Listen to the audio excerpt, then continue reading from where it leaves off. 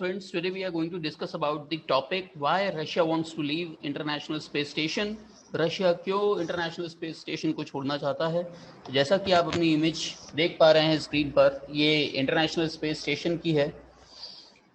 International Space Station is one of the eighth wonders of the world, I can say. इसे बनाने में लगभग $100 billion की लागत आई है और to operationalize this thing it would cost around $50 to $70. So all in all, we can say that to operationalize these kind of the effort, around $150 to $170 billion have been taken place. इतना amount अब तक का सबसे ज्यादा investment का एक object बन गया है.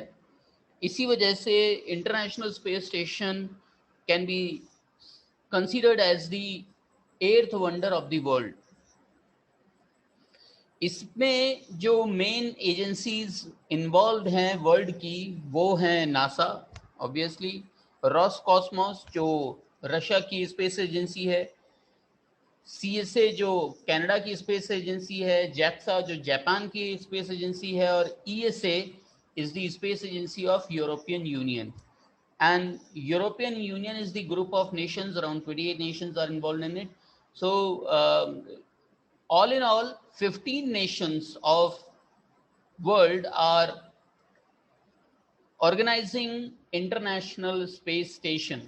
इंडिया और चाइना इसके पार्ट नहीं है, वो हम अभी डिस्कस करेंगे. अगर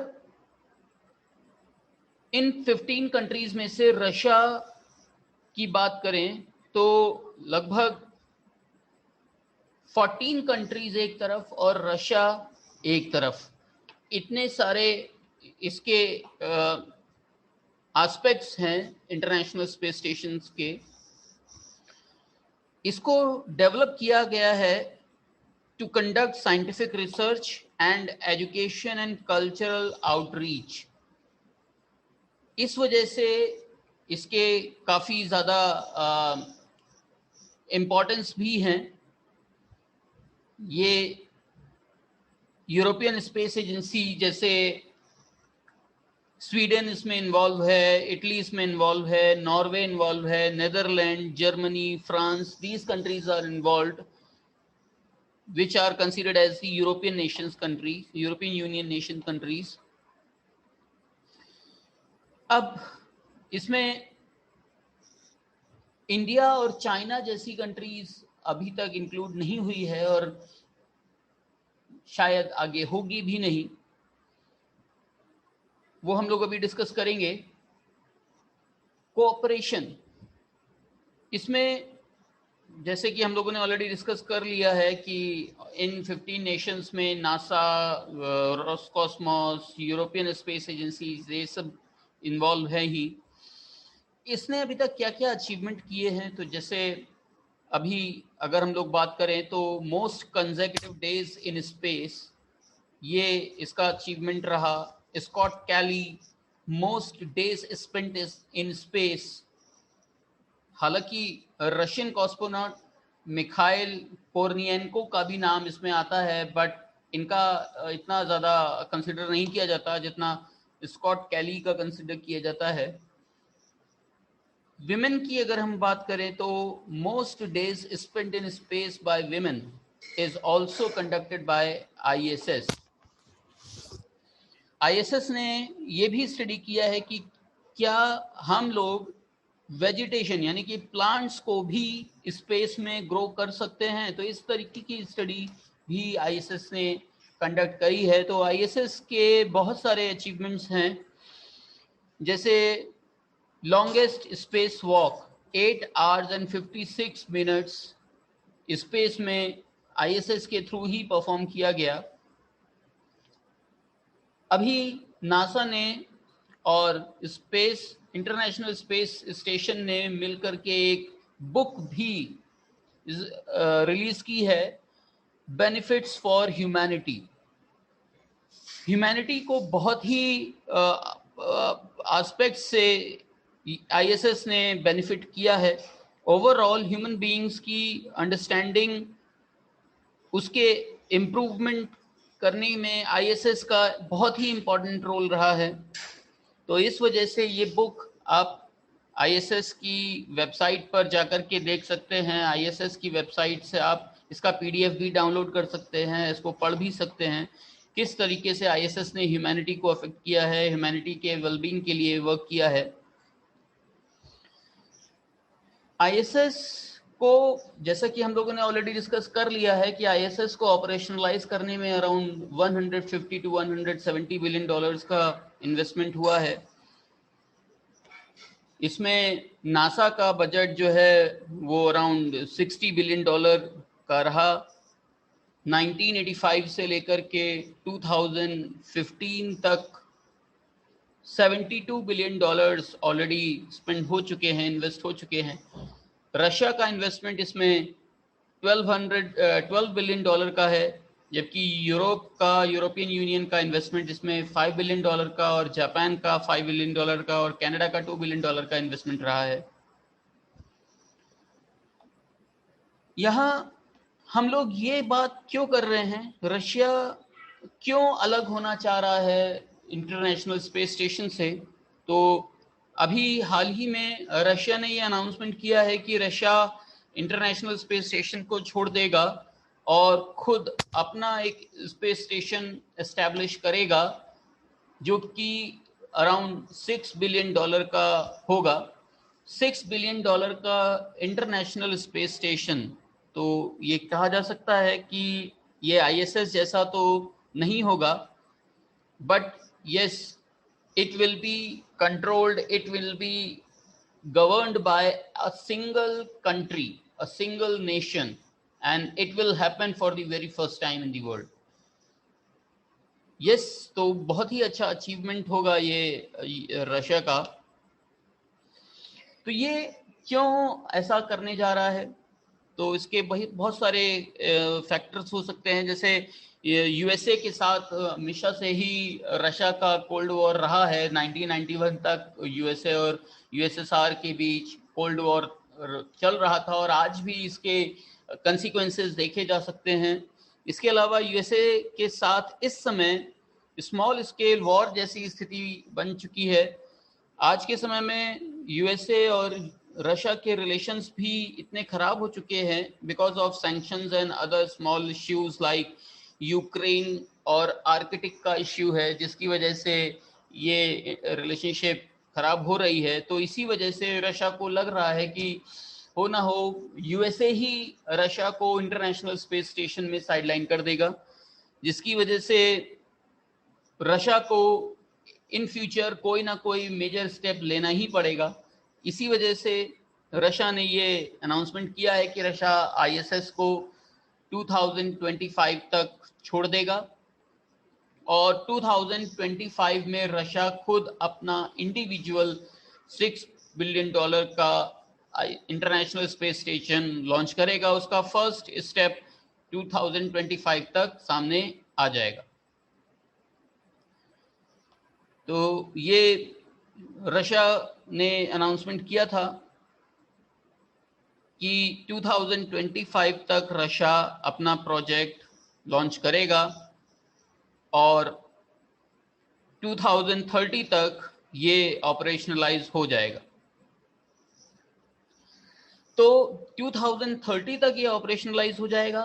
अभी हाल ही में इसरो के चीफ के सिवन ने भी ये कहा था कि इस डेकेड तक 2030 तक इंडिया भी अपना एक स्पेस स्टेशन लॉन्च कर सकता है, जिसके लिए तैयारियां चल रही हैं।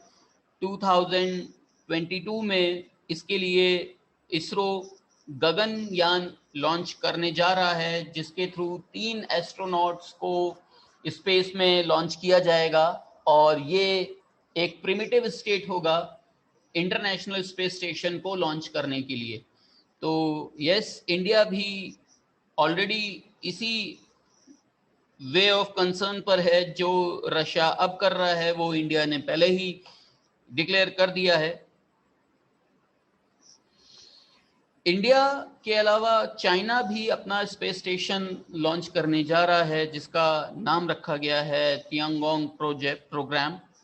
इस तियांगोंग प्रोग्राम को may be China next year 2022 में लॉन्च भी कर दे, और China will become the first nation who introduce its own ISS, its own international space station. तो इंडिया और चाइना की ये बहुत ही फ्लैगशिप प्रोग्राम है। Near future and within this decade these programmes will be implemented. तो क्या कोई country individually international space station run कर सकता है? तो इसका आंसर है यस, और रशिया ने ये करके भी दिखाया था। रशिया के इंटरनेशनल स्पेस स्टेशन का नाम था मीर। वैसे रशियन लैंग्वेज में मीर का के दो मीनिंग होते हैं, एक तो होता है वर्ल्ड यानी कि विश्व, दुनिया, और दूसरा होता है पीस यानी कि शांति। तो ये मीर नाम का मिशन रशिया ने 1986 में लॉन्च किया था, जो 2001 तक ऑपरेशनलाइज रहा, and in 2001 it was decommissioned by Russia and it was one of the big mistake of Russia at the time. अगर ये अभी वर्किंग होता तो शायद ये ISS से ज़्यादा इफेक्टिव होता। जो इस समय एग्जिस्टिंग ISS है, इंटरनेशनल स्पेस स्टेशन है, उससे कहीं अधिक इफेक्टिव होता, क्योंकि इसके पास एक रिच एक्सपीरियंस होता। बट ये समय बीत चुका है। तो ये इमेज मीर की इमेज है जो रशिया ने 1986 में लॉन्च किया था। Why does Russia want to leave? तो रशिया ने ये करके दिखा दिया है कि रशिया अपना खुद का स्पेस स्टेशन लॉन्च कर चुका है, तो इन फ्यूचर वो अपना एक नया स्पेस स्टेशन भी एस्टेब्लिश कर सकता है।